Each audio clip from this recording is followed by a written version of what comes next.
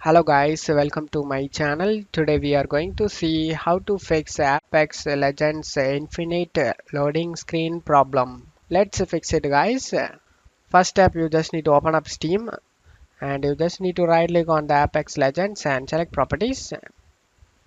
Select the installed files and select verify integrity of game files.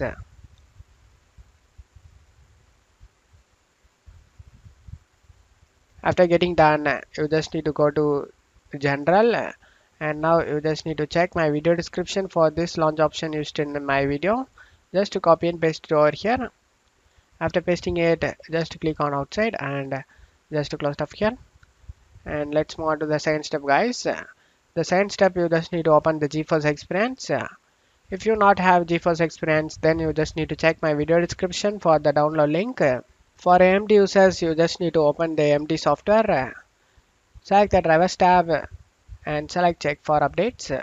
If you have any available update listed over here, then you just need to update it and make your graphics card up to date guys. After doing this, go to home and you just need to find the Apex Legends and select the details.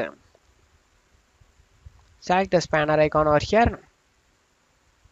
You just need to drag this point to performance and select apply to save changes. Now go back and close stuff here. The third step, you just need to go to search menu and type view network connection.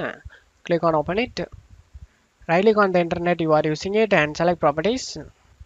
Select internet protocol version 4 and select properties. In here you need to select use the following DNS server addresses and type here 8888. In alternative DNS type 8844.